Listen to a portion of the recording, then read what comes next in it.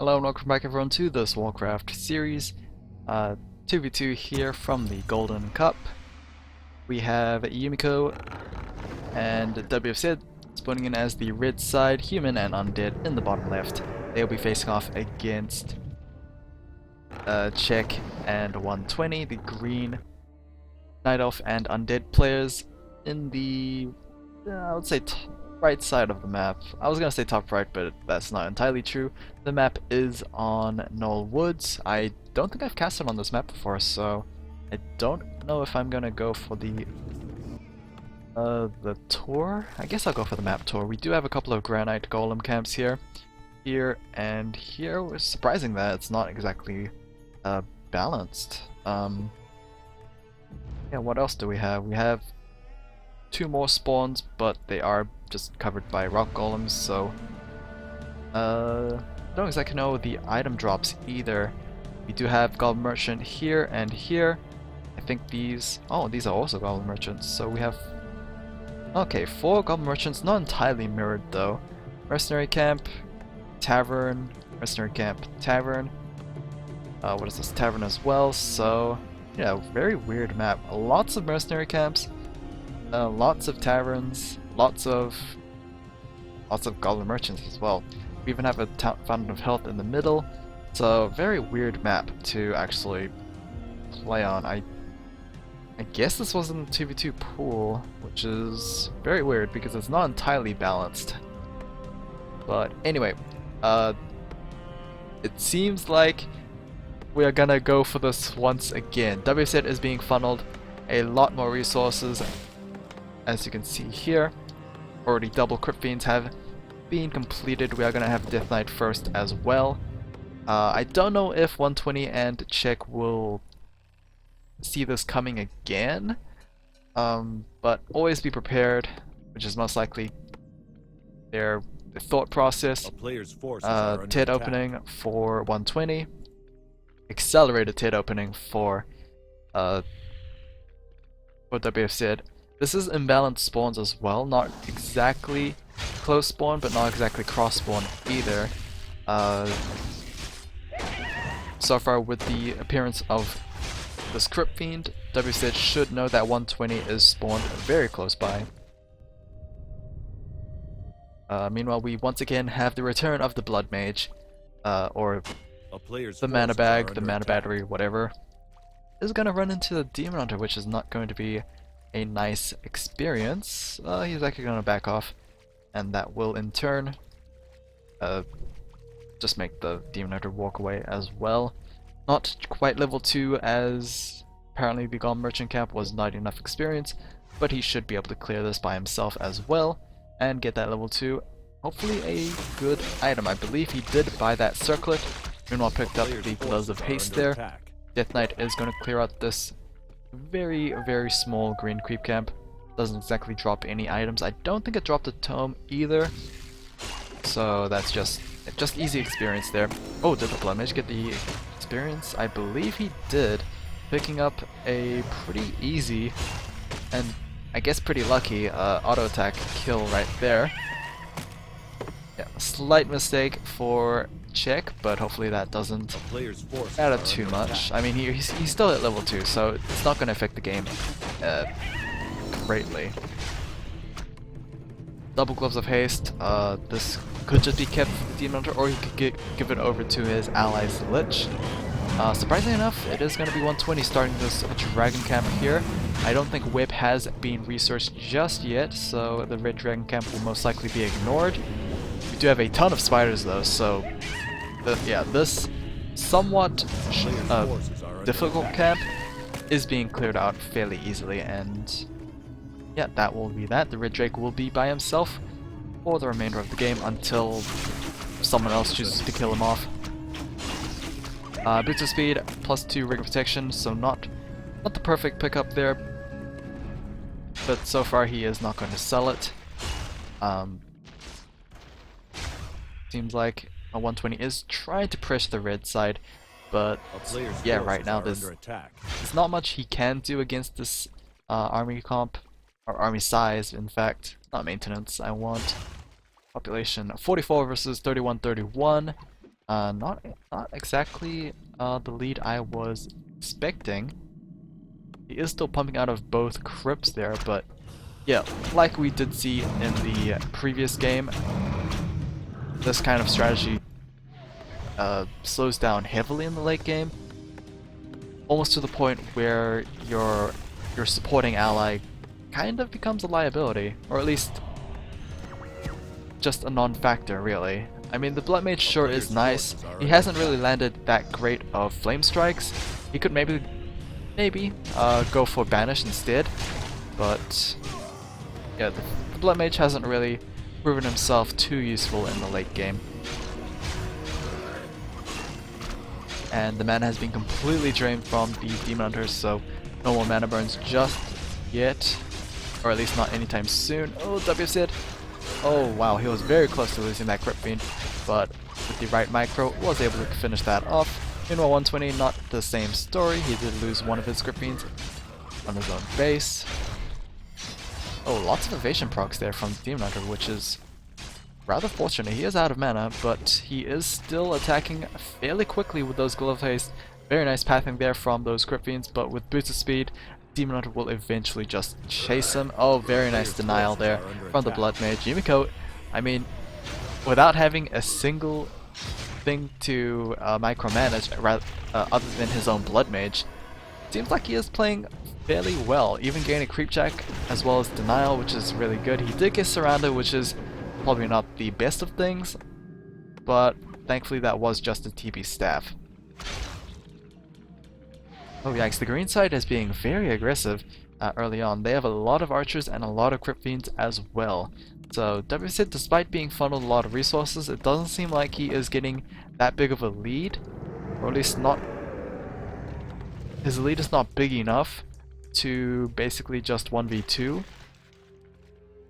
And that's kind of scary because tier 2 has been completed for check, most likely completed for 120. He is going tier 3 in fact. And yeah, the timings have not been hindered whatsoever. WFZ has been matched by 120 in terms of tier 3 timings. Priestess of the Moon gets picked up as the second hero for check, so True Shot Aura is going to be learnt up there. Definitely, it was fortunate for the green side to pick up the Flute of Accuracy in the previous game, which basically meant the Priestess was no longer needed. But now that we don't have an early Illyrian's Flute of Accuracy, Priestess is most likely picked up for that purpose. And there's a lot of units to hit. There's the Lich, there's the Crypt Fiends, and there's the Archers, so definitely cost effective hero right now. Auras basically double in value when you are in a team battle, and that's basically what's happening here. +6 claws, +3 intelligence, so Lich is looking pretty good in terms of damage. Would be nice to have another set of claws that might be able to snowball him out of control, but he will eventually get the Orb of Corruption later on, so it doesn't really matter too much. As Owl Scout has been learned up by the Priestess at the second ability, so interesting, very interesting. Don't exactly know what the Owl is looking for specifically. Probably just as a forward scout rather than like detecting any invisible units. Granite Golem is actually going to be started by WFZ. This Lich is taking quite a bit of damage, probably should pull out. Death Coil will be able to heal him right back up. I think the Death Knight should be the one tanking. I guess he can always just heal up the unit tanking, and it doesn't really matter too much. Yeah, probably the Death Knight would have been the worst choice to tank actually. Invisibility Potion by the Demon Hunter. Will he be able to get the steal? No, he will not, as he is not a Blade Master, and he will not be able to walk through units, sadly. But he is aware that his opponent got the Granite Golem. The item is going to be, I think, a Potion of Divinity, wherever the Death Knight is. Yeah, Potion of... oh, Restoration. Okay, never mind. So that's 500 mana, 500 health and 200 mana. Basically, both greater potions combined. I thought that was the... what was that, 25 second invulnerability potion, but yeah, I got that mixed up, I guess. Priestess moving out with a 15-second roll speed potion here, so no chance of getting sniped rather early on. And Yumiko is now under fire, but it is 120's base being counterattacked as well. 120 is most likely the one TPing back home. No, it is actually Check that is TPing back home. Interesting. Dark Ranger is the third and final hero for 120. Meanwhile, the final hero for WFZ is a Pit Lord. Pit Lord, definitely one of those units that increase in value in team battles as well, mainly because of the Rain of Fire, which can hit multiple units, and the Howl of Terror, which effectively, I guess, counteracts the True Shot aura of the Priestess here. So yeah, definitely a battle of value so far. Expansion has been completed for Check in the top, and he is working his way in the top left as well, basically claiming both expansions. Oh, the Granite Golem was taken out by 120 as well. Howl of Terror is going to be cast there, but a Scroll of Restoration, basically probably a better item than a Potion of Divinity or Restoration. So yeah, the red side is not looking good so far. Somehow the Lich got taken down. The Silence cast from the Dark Ranger definitely proved useful there. The Death Knight and the Lich was unable to do anything under that. I don't exactly remember if items are silenced as well, but if silence does prevent you from using items, that could have explained a lot, but I don't think it does. I think it was just the silence on the Death Knight not being able to heal up the Lich is probably the biggest factor on why the Lich died there. Death Knight of 120 still has that Scroll of Restoration. Huge value item right there. 300, 150 in terms of hit points and mana respectively, and it has no limit on how many units can get hit by that, so yeah, it's a huge value item right there. The only problem is it's very rare in the case where most units are low health. It's usually a focus fire kind of game where 1 or 2 units get low hit points rather than your entire army, so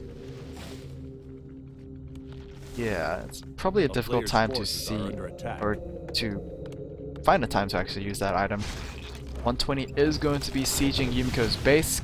Castle Tech is underway, which is interesting. I think this is a Castle Tech. I mean, he already has this. Oh no, this is Keep Tech. What am I thinking? Keep Tech is now done. Will it be a Tavern Hero? Will it be a straight up Altar Hero here? I have no idea. But Yumiko's base is under fire. Counterattack at 120's base. This is TP scrolled by Check.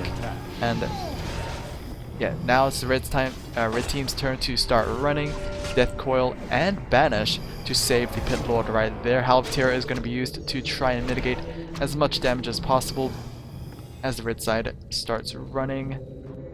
Blood Mage is running somewhere by himself.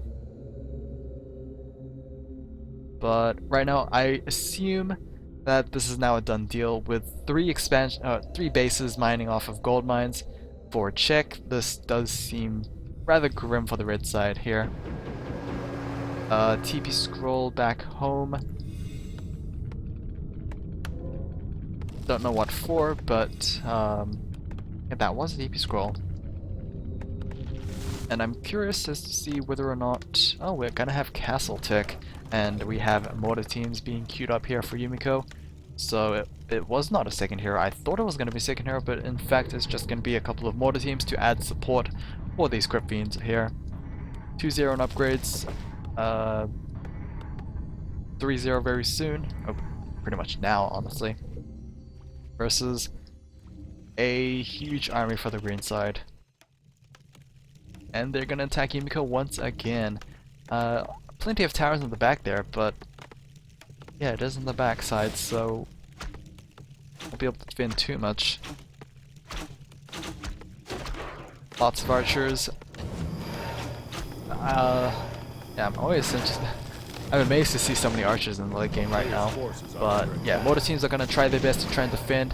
The Sunni statues will pretty much be the great answer to those mortar teams right now.